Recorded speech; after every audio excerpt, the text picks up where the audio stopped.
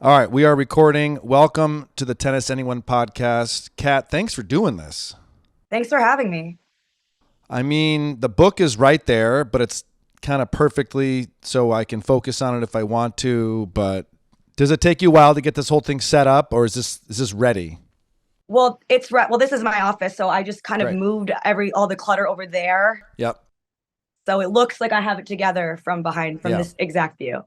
Well, that's a good point. How much of Kat looks like has it together, and how much of Kat is together? And I mean that genuinely. Yeah, I think I'm pretty transparent actually, maybe too Okay. transparent. Like I didn't have to just say that. Right. So you could have lied like most TV personalities and just said, no, this is the perfect office.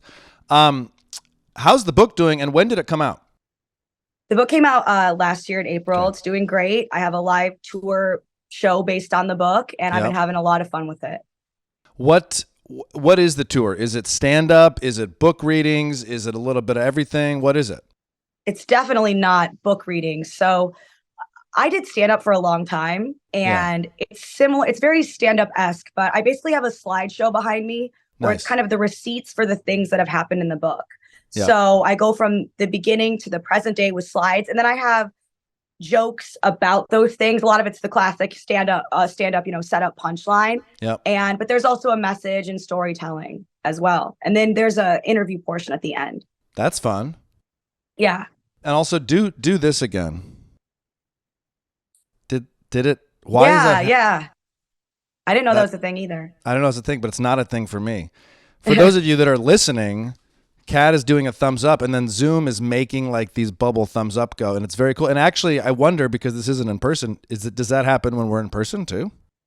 Yeah, I don't know. Probably not. Probably not. That's pretty cool. Your tour, you go on Saturday, Sunday because Monday through Friday you're on Gutfeld. Mm-hmm. That's a lot of Gutfeld. Yeah, you're telling me. It sure is. Tell me about. I mean, for some reason I just maybe because I'm in a different world than you, but I didn't realize it was that much. Yeah. Meaning he has that many shows weekly. That's a lot of TV. Yeah, it was a weekly show for a long Yeah. time. It was weekly when it first started, and we went nightly a few years ago now. And yeah, it's definitely a lot. We just moved up to 10 o'clock, but it's pretty crazy. It's pretty crazy. What's the overall? And me and you are on different networks. I feel like Fox, the people that are listening and watching are supportive, are very supportive of the shows. Do you feel that, or do you get some hate watchers? You know, I feel like they're mostly very supportive. I'm in a unique position Yeah. myself because, I work at Fox News. I'm not a Republican. I'm not a Democrat either. Yeah.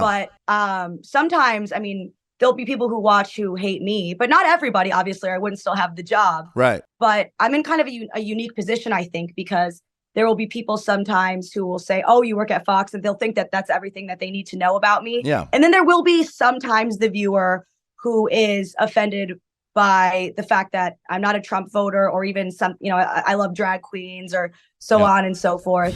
But I kind of don't really let that bother me because, again, I'm not a Democrat either. So I would have the same issue in the reverse somewhere else. Yeah. And Well, I have the freedom to be me. And that's really all that matters to me. that's awesome. And then also an outlet to be you. Exactly. Right? Exactly. There's a lot of people in New York right now who have the freedom to be them, but they want an outlet and it doesn't exist. But let's talk about how a sometimes loving drag queen didn't vote for Trump personality got on Fox News. Yeah. How did this happen? Because started I have to be going honest with you. on- I went to the Gutfeld the other night and my TV was like, "Are you sure? This is where this is where you're supposed to be watching?" But I enjoyed parts of it, just like I enjoyed parts of any show. But I do think you're a standout. Obviously, you have a casualness to your comedy, but also you mentioned a few times that you were a libertarian, and I was like, "Oh, this is good." She's making sure people know who she is. But Yeah. how did you end up there if you're a non-Trump voter? Yeah, well, I got here before Trump, first of all. Okay. But I ended up just being a guest on Red Eye back when I was living in Harlem, living in a trash apartment. Right. The life I have now beyond my wildest dreams, essentially. Right. And Greg and I just we really hit it off well. I think that it's really important to him to have people around that he can make fun of, Sure. and that can kind of give it back to him. Right. And it really depends on what the issue is and what the news cycle sort of is, where I'm going to fall, because I am a capitalist, or the way things kind of, I've always been, you know, an anti-surveillance, non-interventionist on foreign policy. Again, I'm a libertarian, and the Republican Party has kind of swung the other way in some of those issues. So some of the things I got yelled at before, I no longer am, but I've been consistent the entire time. So it's kind of interesting. It is interesting. And it's interesting how we put people in boxes, and literally we're in a box right now, and my television is a box. And it's easy to go to a network, watch a show and go, that's what Cat is. You know, Vince August, who does the warm up for our show at the Daily Show, was on the show with you. And if I have to give Gutfeld credit, which I guess I don't have to, but it is fun that there's a panel of people that are all saying different stuff. Yeah, absolutely. I think if you put Greg and Tyrus and I next to each other, and you, with no other context, you would just say there's no way these three people even know each other, right? Right. And you mentioned that I did the show you watched. I bring up I'm a libertarian, and that is something I try to do. Yeah. Sometimes I worry I do it too much, because the people who watch the show every night, they definitely already know that. Right. But I will get that from people where they'll just see a little bit of the show and they'll place me in sort of one box or the other. Yeah. And when DeSantis, at least people thought he still had a chance. I kind of never did. I always thought he was Jeb Bush 2.0. I never thought he had a chance.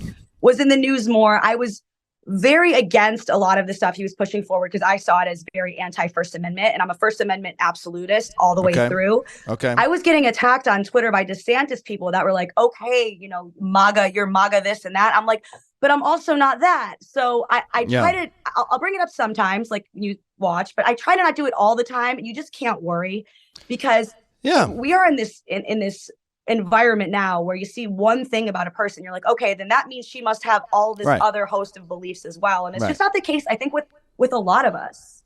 Yeah, I mean, it's, and I'm sure, well, you know, I did have to Google libertarian, because it gets thrown around. I kind of think I know, but I don't know. But when you identify as a libertarian, what does that mean? You're a member of the party, you vote for their candidates, or you like their ideas and policies, or you haven't gone that far yet? I'm very particular about it, as a lot of libertarians are, and I think this is probably a main reason why the Libertarian Party has such a hard time organizing, is people who are very individualistic are obviously drawn to it. So I'm one of those people. I'm not registered as a libertarian. I'm independent, but I've always only ever voted for libertarian candidates. Got it. And if there's no libertarian option on the ballot, I'll write my cat's name in for it. Because I used to not vote. And then I realized that could be interpreted, well, because I didn't, both major parties, in my view, they are just too statist for me. They don't respect my rights. And if you don't respect my rights on something, then I'm not gonna vote for you to have power over me. It's really simple as that for me. And I used to think that it might be interpreted as laziness. So now I go and I just say, hey, I'm voting, but I'm not. I think a lot of us, I think it would be better if we had more options. But yeah, I'm not a member of the Libertarian Party. It's just free market and no judges is the way I explain it. No judges. People. I like that. Yeah. We're at a very, you talked about absolutism with the First Amendment. We're at a very interesting time. I guess every generation could say this, but we're at a very interesting time with the First Amendment. I mean, I just don't know if I think every single thing should be allowed to be said. What is your take on that, in particular with, man, there's a lot happening right now with social media and the Supreme Court and the First Amendment, but you really feel that if someone wants to say it, you should be able to project it and say it as loud as you want? What's your thoughts on all that? I absolutely do. And I know firsthand, how disgusting things can be that people say, because I'm on the receiving end. The internet's an ugly place. It's a particularly ugly place for women. And I'm on the receiving end of all kinds of things all the time.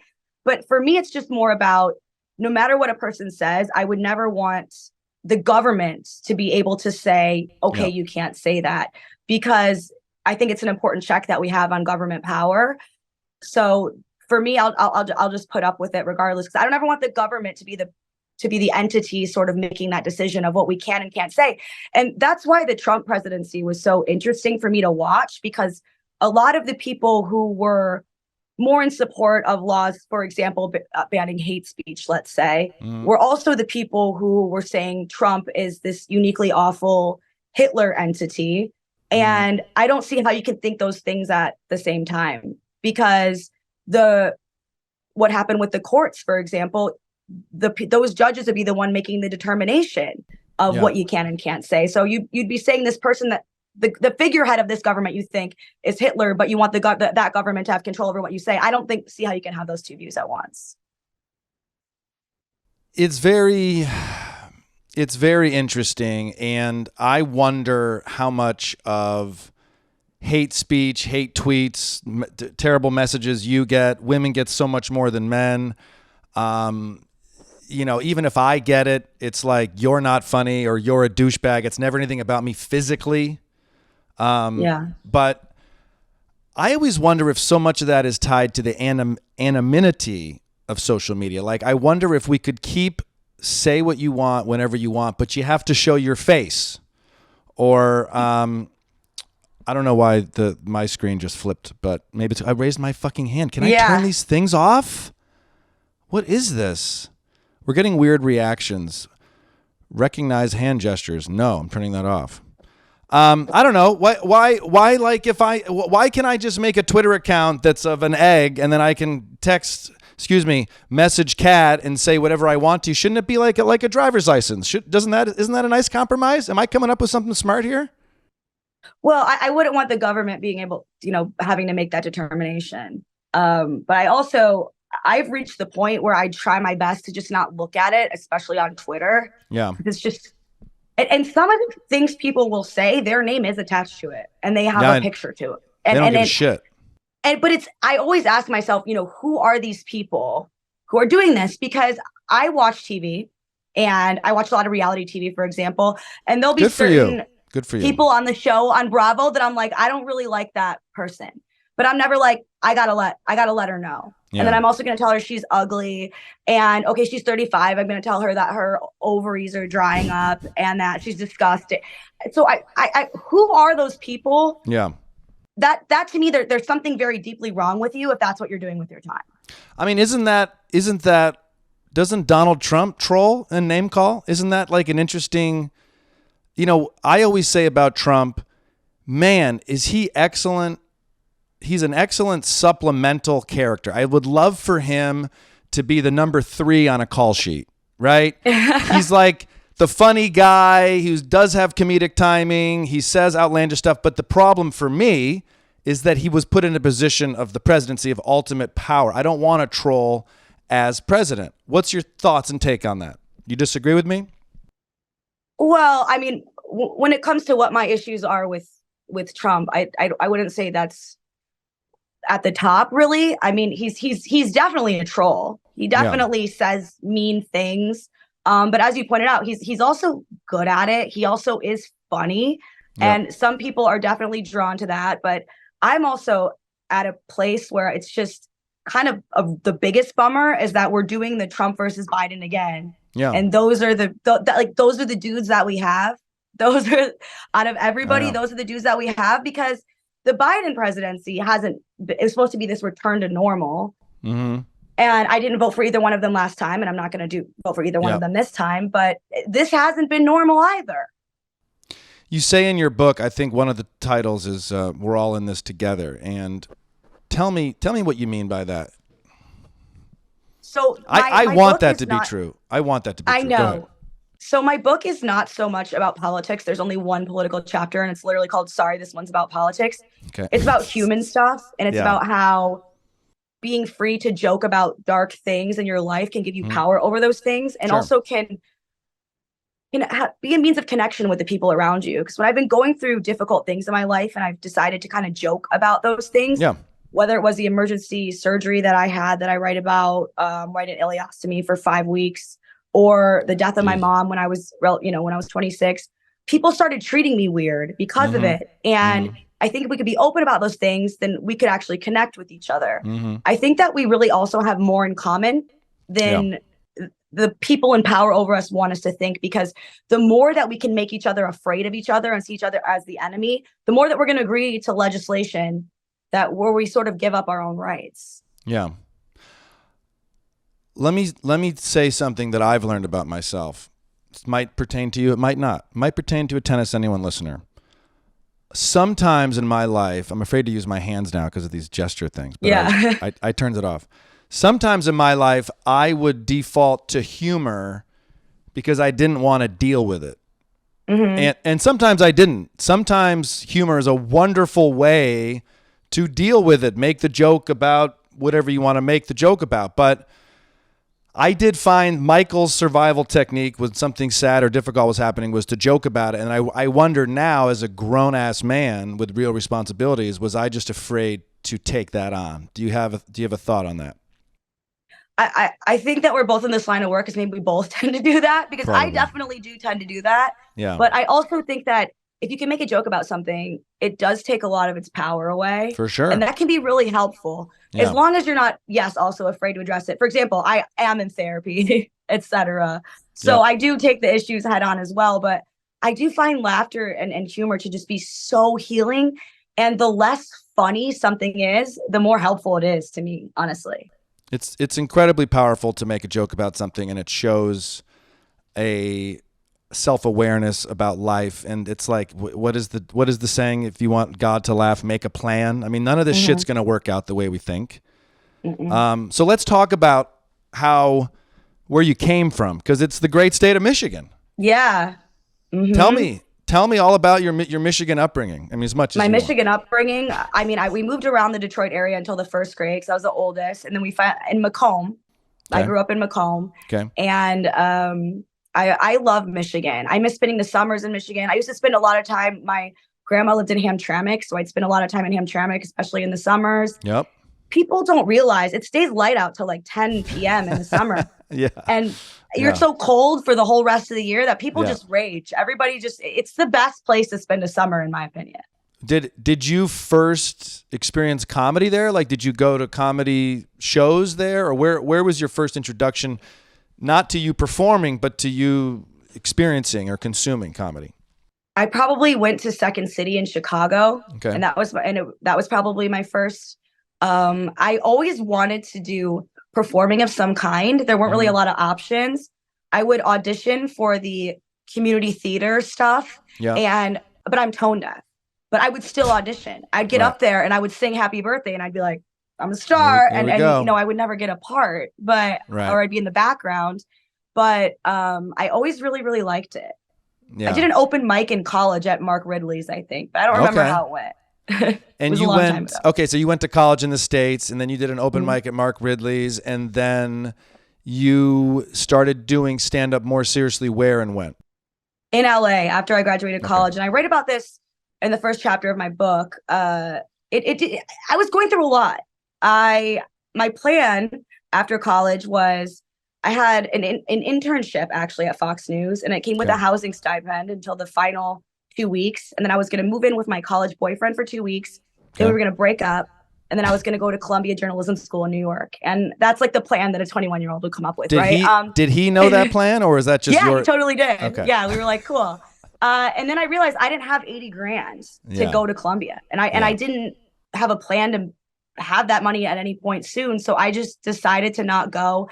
I sort of non-consensually moved in with the guy by just not going anywhere. Okay. I had a job at Boston Market, which like you never want to be working for minimum wage after you graduate college, but that's what I was doing. Doing internships, eventually got a job as a waitress, which I was so excited. He broke up with me, which, I mean, was he tired of you smelling like Boston chicken or whatever? I don't know. Well, you know, again, we were planning to break up. I mean, I moved in with him non-consensually. Okay. And then I was also a bit of a... I don't even know what a non-consensual move-in is. I was supposed to leave after the 2 weeks. And then I was like, hey, babe, I don't have enough money to go to this grad school. Right. And so then I just didn't go anywhere. Right. So we never had a conversation of let's take this step. Right. I just didn't have alternate housing arrangements. We broke up. I wound up having to move into this horrible neighborhood, a horrible apartment in a bad area in Long Beach. Okay. I was working as a waitress. I was broke.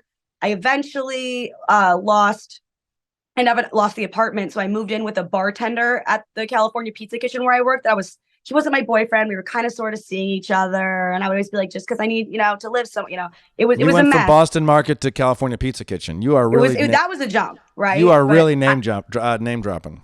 Yeah, I brought a lot of chain restaurants, but it was a disaster. And I had been a good student, but it was a disaster. Nothing, as you mentioned, nothing was working out how I planned. Yeah. And I found that the only thing that made me feel better was going to open mics and like bringer shows, right? Where I'd invite all my food service pals and making jokes about my dumpster fire life on stage and hearing people laugh. I was like, made it feel less scary. And it gave me some connection to people because I didn't really know anybody out there either. And it's something that's been truth. And it's obviously there's something deeply wrong with you if you're comfortable to do stand-up and it's something that you enjoy doing. Right. But I don't know. The darkest times of my life are where I really needed it the most. So that's how I really got into it, was because I feel like I needed it. I mean, truth and pain is what they say great comedy is. And it sounds like, there's a little bit of pain. And I mean this as a compliment. There's like a scrappiness to your comedy, and to hear you talk about your past, that makes sense a little bit more now. Like the hockey player that's kind of, just you don't want to fuck with them because they've seen some shit. How about that for a sports reference? Yeah, no, hockey's like the one sport that I actually really kind of follow. No offense. Yeah, I know you got a tennis thing, but I know. Well, let's actually. No, I've been through a lot, but it's also, man, boy, oh boy, the content it's provided me. Right. Do you think comedy? Do you think it should be political? I mean, you're on a very political network. It's politically charged times. Lots of times the show is covering Trump or Biden, but there's also other times you don't. I mean, is your comedy, do you approach it from the politics that is the United States, or not at all? It depends. And also when I'm on the Gutfeld show, the topics that we discuss, we try to, and this isn't always the case, but we try to do it in a more lighthearted or fun way. And I try to keep that in mind, where if there's a guest that says something that I totally disagree with, I'm like, whatever, because people are here to laugh. People watch the show to have a good time. Whereas if I was on another show, then I might say, no, I would argue with them a little bit more. So I kind of keep that in mind, that it is supposed to be a comedy show and it is supposed to be lighthearted in my approach to those things. I think that definitely, but it's a mix with me. Not all my comedy is always political. A lot of my show, my live show is pretty much almost entirely not political. Right. And the Gutfeld show it's will mostly be more personal. Heavy. It's like headlines, or it's personal. It's personal. Yeah. This show is personal. And even the Gutfeld show, it's often just the first segment or two that are political, and then the rest will be a little more silly. Yeah. I mean, that's one of my favorite parts of, if we can divide for a second into right and left, one of my biggest challenges with the left is its inability to laugh at itself. And one of the things that I really appreciate about Gutfeld is you're not, and again, this is meaning to be a compliment. You're not going to watch him and go, he's taking this incredibly seriously. Right. It's meant to be casual watching. Sorry for anyone who's listening that disagrees with that, but that's how I approach. And I think that's good. I see that as a compliment. Yeah. And I don't always agree with it. And well, I think that's important for people to have, because you could go crazy if you don't do that. And I think that humor can be really helpful in terms of having political discussions, just like any tough discussion. It can soften the blow of things, but also there's studies that show that if you make your point in the form of a joke, people are more likely to listen because people have to follow the thread of the joke. Right. So I think it can be really helpful, but also I think I always remember when I'm there that this is, and I have gotten serious on the show before. I have straight up said, I totally disagree with everything you've said. Right. But I try to keep in mind, people who are tuning in, they're tuning in because they want a bit of a relief. They want a break from the very serious, we're all going to die. And, we're all, the country's going to end, which both sides do. For sure. Yep. Just to have a little break and talk about it in a more lighthearted way. And that doesn't even mean that some of the issues we discuss that I discuss in a lighthearted way, I don't think that they're serious. Yeah. It means that I know what my job is in that moment. Right. Right.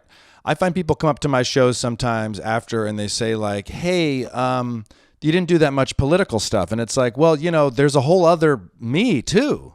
Yeah, exactly. There's a whole nother Michael. There's a whole other Kat. It's not all whatever. How does it work at your show? There's like, you're given the topics ahead of time and you have some time to research and think about things. Yeah. And, I will, on many days, I'll write jokes also for the show for Greg, which is different because, you know, we're very different people. Sure. But I'll definitely get the topics, and I write something for everything, but it's also, I don't know what he's going to ask me. I don't know what the other guests are going to say. Great. So a lot of it's off the cuff too. I never know. It's always a mix because I never know where it's going to end up going. Yeah. And it depends. I like having the different guests on every day because every show is different. And you're on I think every day. Every single day. Every single day. Kat, that's too much daily work.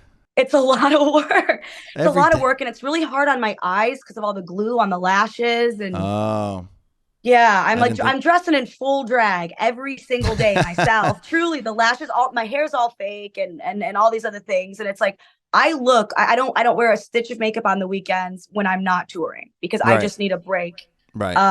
But yeah, it's definitely. But some of the shows I've just looked around and been like, man, these people would never be in the same room together. I mean, there's one show, it was me and Greg, and then the Dr. Carl Hart, who's the professor who's all for drug legalization, and he's admitted to dabbling in heroin, and I'm all for drug legalization myself. Actually, Greg is too. But he's there then with one, and then the other guest is somebody who hosts Fox and Friends. And it's like, there would never be this group of people talking about drug policy ever together in this room without this show. I think that's great. I think it's hilarious if someone is for drug legalization and they dabble in heroin. I feel like if you do heroin one or two times, I don't know, I've never done heroin that I know of, but I feel like it's pretty addictive, but maybe you shouldn't dabble in heroin. But I do agree with you. It's fun visually to see so many different types of people sitting in a room together. Yeah. All right. So what's next on the tour? Where are you, like, is it this weekend you're headed somewhere, or? Beginning of April. Okay. I think it's 6th and 7th, but I don't know. It's on my website. It's on your website. Virginia. Okay. Like Roanoke, Lynchburg. You mentioned eyelashes. 30 years ago, were women on TV using fake eyelashes? Is this a new thing, or is it new to me? I have no idea, but I feel like it's a big time for fake eyelashes. No? Oh, it's huge. Yeah. It's huge. And, you know, I remember when I didn't even know how prevalent fake hair was until I started coming on. Right. And I was like, oh, I was getting my hair done and I was a guest. They're like, everyone here has such great hair. My hair sucks. And the person doing my hair was like, that's not their hair. Right. So it is a lot. I always think I spend an hour and a half in a makeup chair every day. What? And I think I'm like, that's why we've never had a female president. I just think about how much time that I spend in it. And I want to complain because my life's amazing and it really is. But that's a lot of time that I spend in that chair every single day. I would love to know both Biden and Trump's grooming schedules. I mean, there's a tanning in there. I make the joke on stage that Biden like zips up his suit from the bottom all the way up. Some days Trump's hair, it's like, yo, what is happening here? Does Donald Trump embarrass you ever? Has he? Can he? I don't know how he would necessarily embarrass me because, like, I'm not his wife. Yeah.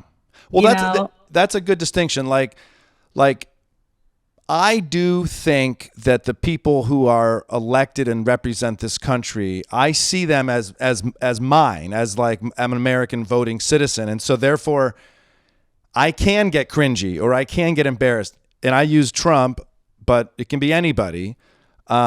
But maybe an easier way to think about it is I'm not married to that person. I don't know. Is that a cop out to say that? Like, we did elect these people. You're a citizen of this country, Kat.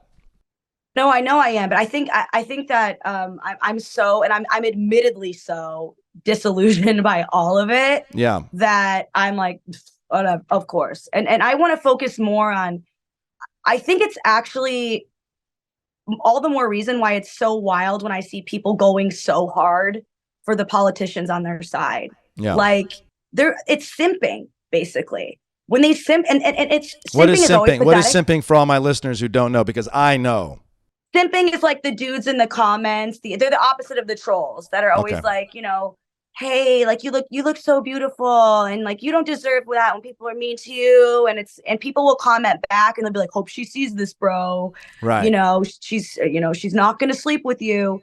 I think that sometimes when I see people defending a politician so hard, like hope he sees this. Right. Because it's pathetic because politicians aren't even hot. By and large. No. And second of all, they already have access to all these PR machines. They have access to all this power. Yeah. I'm not going to give them the benefit of simping for them either. So I think that politics unfortunately makes us fight with people that we actually do know in our real lives on behalf of people who don't even know we exist. And I think that there's something so sad about that. I tend to agree with you, but I also just have to think that our voice and our vote matter. And maybe it's delusion, but I could be wrong. It could just be the money up above is controlling this and they make it feel like I have a say. But let me switch gears. You or anybody in your family fans of The Daily Show? Yeah, I mean, I watch it sometimes. I really like Jon Stewart. I mean, I'm not. Again, I'm not. I'm politically in the other category. Right. That's okay. What about the family back home? Parents ever? Anybody? I'm always curious. Like Macomb, Michigan's like such a swing state. You sometimes get people you didn't expect to like it. You sometimes get people that you think would hate it, but they love it. There's no right answer here. We didn't really have TV when I was growing up. We didn't have cable, and my family got it after I left. So like I didn't watch a lot of TV. Would that be called a poor? Would that be called a poor upbringing? I don't know. I think we're middle class. Okay. But our TV we didn't even have a remote. Like you'd have to move the two wires. Classic. You'd have to press them together to change the channel. So a lot of times we didn't even bother. We had a lot of books. We had an above ground pool. Okay. It depends. I've seen them both ways. I've seen like really fucking expensive and sweet above ground pools. And then I've seen some that I'm like, oh shit, this is like no wooden deck. I mean, I would say, I'd say middle class, I mean, I guess. I guess I shouldn't have assumed that because you didn't have a TV, it meant you couldn't afford it. Like you can also not have a TV because you don't want your kids to watch TV or you don't want to watch TV. Yeah, I think my dad was also we had a lot of books and I did a lot more. I mean, I don't know. I mean, and now I love TV. I always have TV on. Like what's on right now in Kat's office? Well, nothing Fox? Because we're talking, but what do I normally watch? I mean, I watch a lot of reality TV and then I like South Park. I like It's Always Sunny in Philadelphia. I like to laugh. And then I watch a lot of true crime. Of course you watch true crime. It's like a requirement, but what's a reality TV that resonates with you and why? So I think that the early 2010s were the golden age of reality TV. Okay. Be that, the Teen Mom 2. They don't, they don't make teen moms like they used to. No, they're not because they grow up. They grow. Well, that's the thing is the shows are less interesting when the people start making money. First 2 seasons of Vanderpump, unbelievable. Okay. I just started watching it after the whole Scandival thing. And the first 2 seasons, I was like, how was this allowed to air? And I haven't same seen with one Jersey second Shore. I mean, you can't be calling women grenades now. And like, these were actual women with their faces showing that this would air. And like, this woman was called a grenade. That would never happen now. Right. And people started getting fired from reality TV for being insensitive in some way. And it's just, I don't want to watch good people. Right. That's not why I'm here. That's the problem, is that we end up amplifying these voices of the bad people. And there might even be a statement on like, who are we electing? Blah, blah, blah. But of course, Michael has to bring it back to politics. What is something about you that people should know that maybe they don't?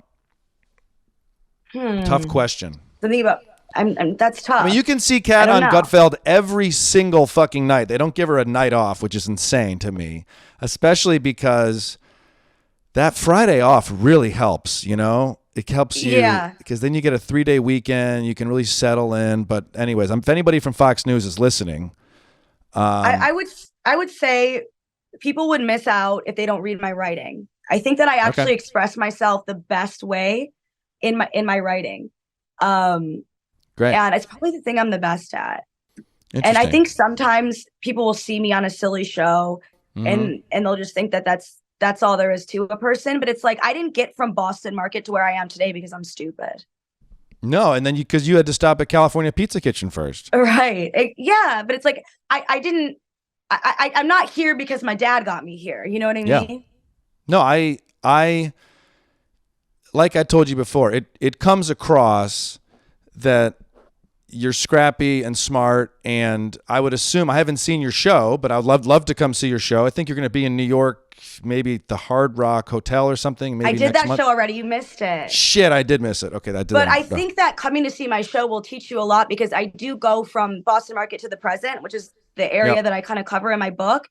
And sometimes I'll be telling these stories, and I do have jokes about them. Yeah. But I'll be telling these stories, and I'm like, wow, that all really did happen to me in this period of time, with struggling at the beginning, and then my mom dying, and then the man I thought I was going to marry. All within 6 months, my mom died, my grandma died, and the man I thought I was going to marry broke up with me in front of my father at Coney Island. And then I got one of the many here, like, terrible things that happened. One of the many terrible things that happened at Coney Island that day. Yeah, it was wild. And then, you know, I write about my ostomy surgery that I had. And that was, thankfully it's reversed, but that was just one of those things where I can't believe that happened. I can't believe I went through that. And I'm really proud of the show. A lot of people, because they see me as a sidekick a lot, so people haven't really seen me running something. I know exactly what that's like, and I would think it's incredibly fulfilling to do the job throughout the day that you have to do, that you like doing, that someone else is giving you the opportunity to do, but to then go have your name announced, grab a microphone, and do whatever the fuck you want. Right. Feels good. Yeah. And my husband doesn't come to all the shows, but he came this weekend, and he said he had people. He also, the merch person didn't show up, so he was selling merch. Love it. And love a husband selling merch. Love it, right? He said a lot of people were coming up to him, and they said that they did think of me differently after seeing the show. That's great. And yeah, because that's great. You just don't have the opportunity to really see me in that role that often. Yeah. Yeah. Because as the co-host, I mean, I'm supposed to be sharing the ball. That's my job. If you don't do that, you're not doing exactly. You're being a bad. Scottie Pippen has to pass the ball.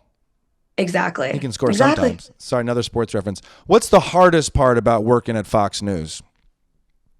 You know, it's nothing here. I would say it's the outside. It's the people who I've said this a million times, where I've just said to people, oh, you know, I when they ask me what I do at a party and they don't know, I just say porn.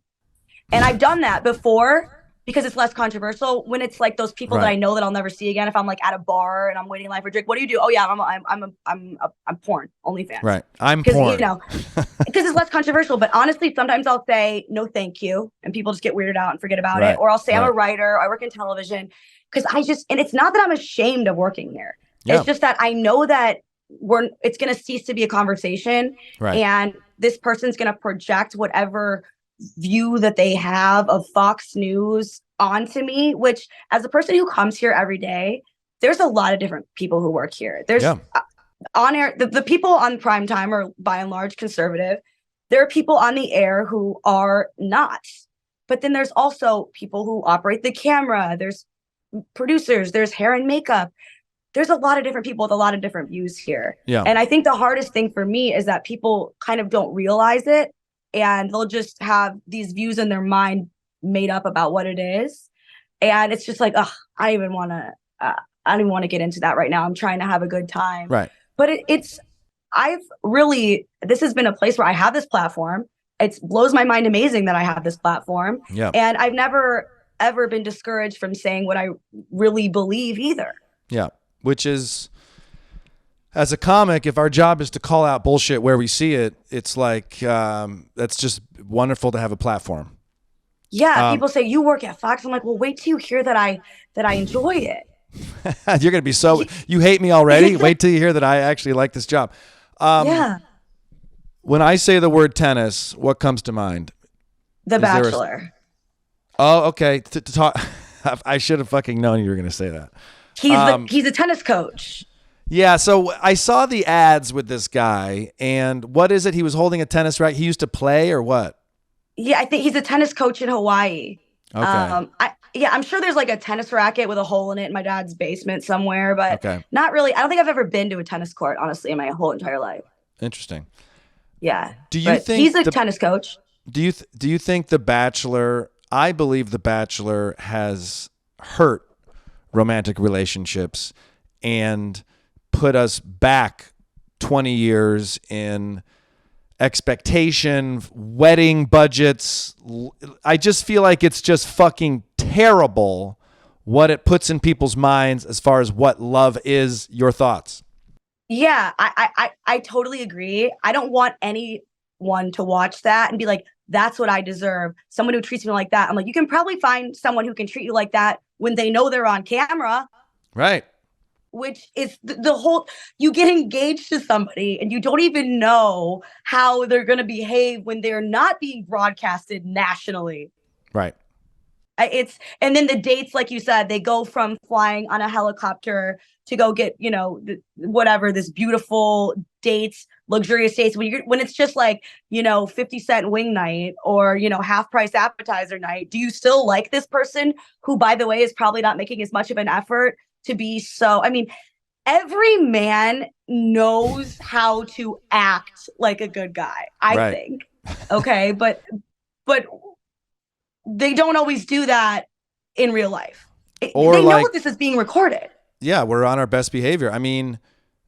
Try going on a date where you get to the restaurant and you made the reservation for the wrong day. Like, that's a real situation. Absolutely. Maybe and dating is horrible. But I wound up with a great guy somehow, and I didn't even like him at first. Well, look, fellas, everyone listening, that's the lesson to pull from this. If she doesn't like you now, keep trying. Well, he did. The thing is my sister really was the one convincing me to go out with him. Okay. I went out on one date with him, and I was like, he's okay. No. And then my sister also convinced me to go out with him again. I canceled 2 second dates on him, so he gave me like one more chance. Holy and then shit. He showed up late, and he was wearing like normal clothes because he's a finance guy. Oh, geez. And he was wearing just a hoodie, and he was unshaven. I was like, he's hot. Once he kind of looked a little scrubbier. Once he was late. I swear to God, it's because he was late. I think so. He flipped the power dynamic. We never spent another night apart after that. Like, we moved in together at 4 months. It was like, boom. That's funny. But before that, I always dated other artists, creative types, like comedians, musicians. There's a rapper in the mix. Holy shit. And then now I'm dating a finance guy from Westchester. And then now I'm getting, moving in with him at 4 months. And then we got married. So obviously. It's a huge success story. Fellas, show up in a hoodie, show up a little bit late, go unshaven. The woman of your dreams is out there. Kat, thank you for chatting with us. Where can everybody find all your information? TheRealCatTimpf.com. It's all there. The Real Kat Timpf. Book, Gutfeld, on tour. I appreciate you taking your time out of your day. This went by fast. This was a fun conversation. I kind of forgot it was being recorded for a second. That's how it is on Tennis Anyone with Michael Kosta. Yeah. It's cash.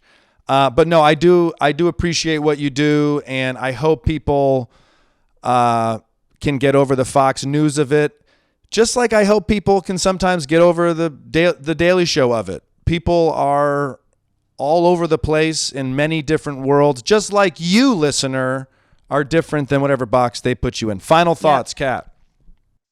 I just think that this was a great conversation, and I think it's be mind-blowing how many people would probably think that it wouldn't be based on what you just mentioned. On both sides, really. I agree. Thank you very much. Thank you for having me. Talk to you later. Bye.